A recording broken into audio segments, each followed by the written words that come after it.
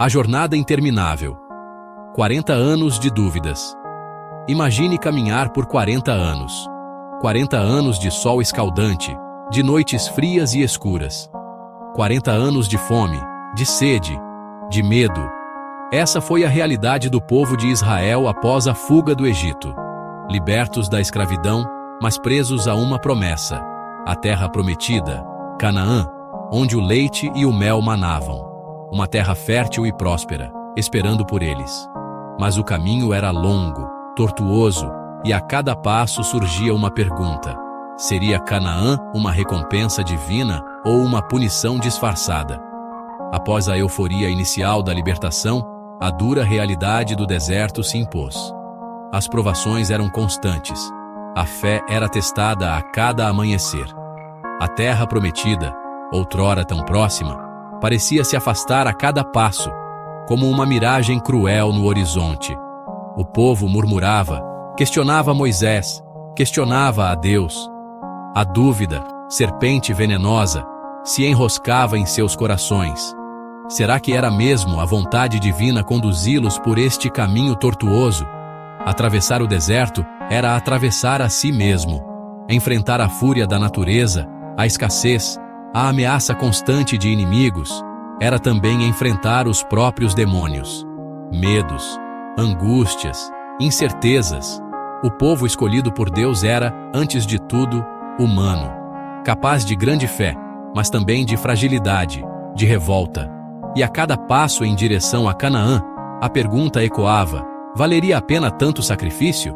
O deserto era um teste, um cadinho onde a fé era purificada pelo fogo da adversidade. Mas era também um palco de horrores e provações. A história da jornada do povo de Israel é repleta de momentos de glória e de tragédia, de fé inabalável e de revolta contra o destino.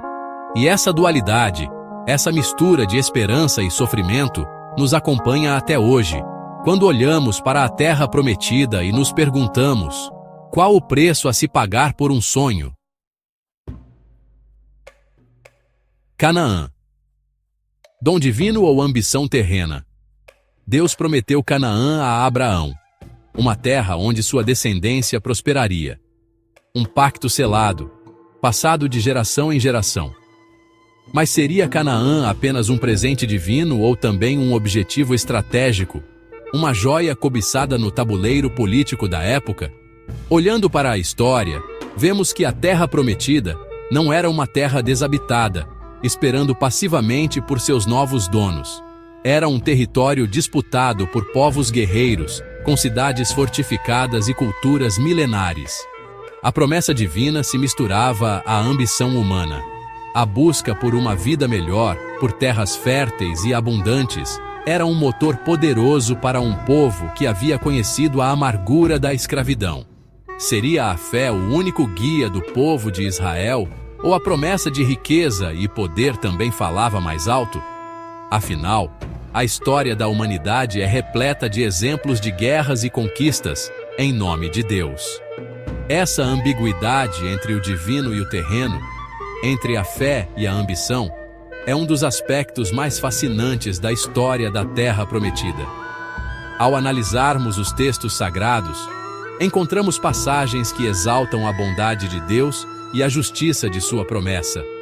Mas também encontramos relatos de batalhas sangrentas, de cidades destruídas, de povos inteiros subjugados. Canaã, a terra onde o leite e o mel manavam, era também palco de conflitos e derramamento de sangue. E essa dualidade nos leva a questionar a própria natureza da promessa divina. Seria Canaã um presente dado de bom grado ou um território a ser conquistado a ferro e fogo? A resposta, como muitas vezes acontece, pode estar em algum lugar entre a fé inabalável e a ambição humana. O deserto, expiação, transformação ou controle. 40 anos. Um tempo que parece uma eternidade. Para o povo de Israel, o deserto se tornou uma prisão a céu aberto. Mas qual era o propósito divino por trás dessa longa jornada? Seria uma forma de purificação pelos pecados passados?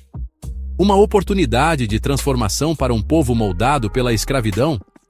Ou seria uma estratégia de controle, um longo período de espera para que uma nova geração, livre das amarras do Egito, pudesse assumir seu destino? A Bíblia nos mostra um Deus que muitas vezes pune aqueles que ama. Assim como um pai corrige o filho, o Senhor submeteu seu povo à provação do deserto.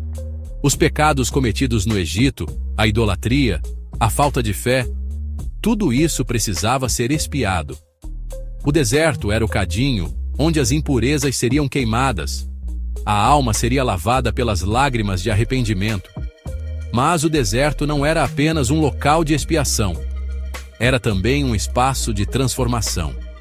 Um povo acostumado à servidão precisava aprender a ser livre, aprender a se organizar, a seguir seus líderes, a confiar em Deus. O deserto era a escola da liberdade, onde, através de provações e dificuldades, uma nova identidade era forjada. E essa forja, essa transformação levava tempo. 40 anos para que uma nova geração, nascida e criada sob a promessa de Canaã, estivesse pronta para assumir seu destino. Uma geração livre do passado, mas marcada pela experiência do deserto. Uma geração que conhecia a dureza da vida, mas também a força da fé. Uma geração pronta para lutar pela terra prometida,